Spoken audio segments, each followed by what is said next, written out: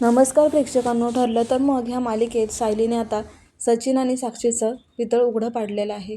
प्रतापराव खूपच संतापतात आणि म्हणतात की त्या सचिनचं नाव काढलं तरी माझ्या डोक्यात किडीक येते. आणि हा सगळा प्रकार जेव्हा अस्मिताला कळेल तेव्हा काय, तेही त्या साक्षीबरोबरशी बोलायचीही लाज वाटते मला. त्याच वेळेला सायली म्हणते की मी खूप थांबवण्याचा प्रयत्न केला, पण बाबा हा फोटो बघा तुम्ही. आपल्या अस्मिताताईंना एक माणूस फसवतो आणि आपण का गप्प बसायचं. सायली आता सचिन आणि साक्षीचा एकदम जवळीक फोटो दाखवत असते. त्यावेळेला घरातल्यांना खूप मोठा धक्काच बसतो. कारण त्या मध्ये हे स्पष्ट दिसते की ती साक्षी शिकरेच आहे. त्यामुळे अर्जुनला मोठा धक्काच बसलाय.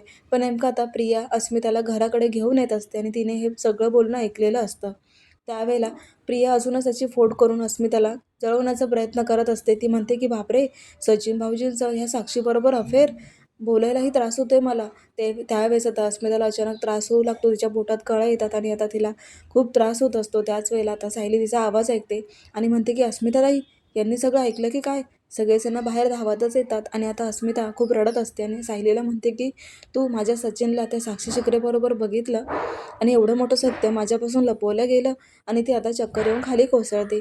सायली आणि अर्जुनला मात्र खूप मोठा धक्का बसलेला आहे. कल्पना, प्रतापराव, अश्विन, चैतन्य सगळेजण खूप घाबरतात आणि आता त्यांच्याकडे कोणताच पर्याय उरलेला नाही आहे. कारण अस्मिताची तब्येत खूप सिरियस झाली आहे आणि याचा नक्कीच तिच्या बाळावर सुद्धा परिणाम झालेला आपण पाहणारच आहोत.